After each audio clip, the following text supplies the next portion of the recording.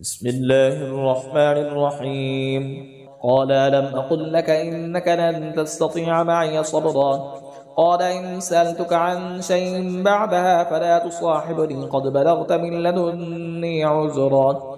فانطلقا حتى إذا أتيا أهل قرية استطعما أهلها فابوا أن يضيفوهما فوجدا فيها جدارا يريد أن ينقض فأقامه. قال لو شئت لاتخذت عليه أجرا. قال هذا فراق بيني وبينك سأنبئك بتأويل ما لم تستطع عليه صبرا. أما السفينة فكانت لمساكين يعملون في البحر فأردت أن أعيبها وكان وراءهم ملك يأخذ كل سفينة غصبا.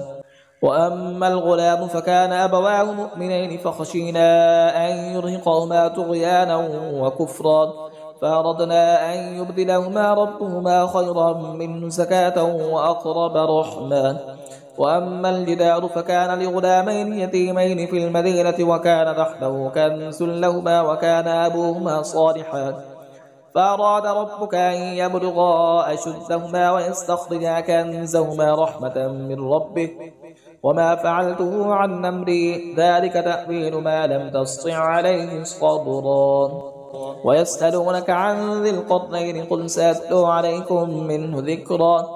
إنا مكنا له في الأرض وآتيناه من كل شيء سببا فاتبع سببا حتى إذا بلغ مغرب الشمس وجدها تغرب في عين حمية ووجد عندها قوما.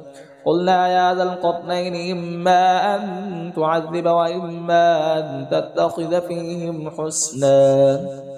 قال أما من ظلم فسوف نعذبه ثم يرد إلى ربه فيعذبه عذابا نكرا.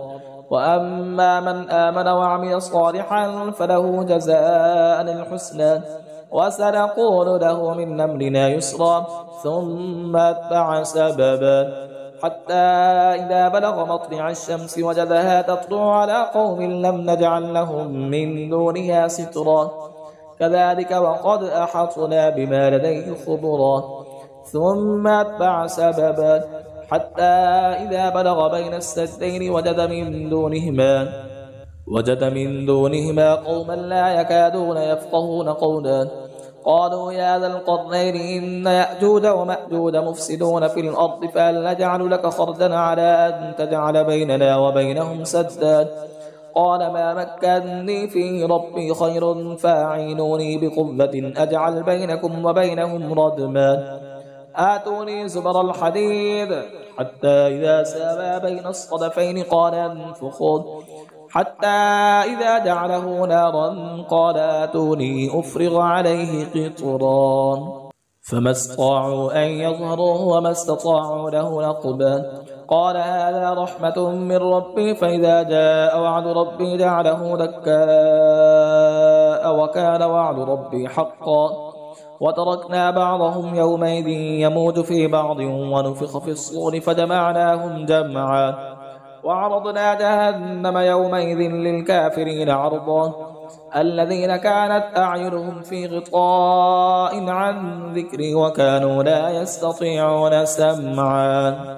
أفحسب الذين كفروا أن يتخذوا عبادي من دوني أولياء إنا أعتدنا جهنم للكافرين نزلا. قل هل ننبئكم بالأخسرين أعمالا الذين ضل سعيهم في الحياة الدنيا وهم يحسبون أنهم يحسنون صنعا.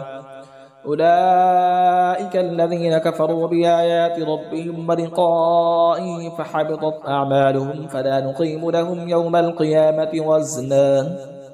ذلك جزاؤهم جهنم بما كفروا واتخذوا آياتي ورسلي هزوا.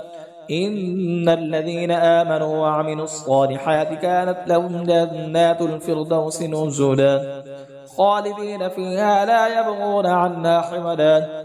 قل لو كان البحر مدادا لكلمات ربي لنفد البحر قبل أن تنفد كلمات ربي ولو جئنا بمثله مددا قل إنما أنا بشر مثلكم يوحى إلي أنما إلهكم إله واحد فمن كان يرجو لقاء ربه فليعمل عملا صالحا ولا يشرك بعبادة ربه أحدا.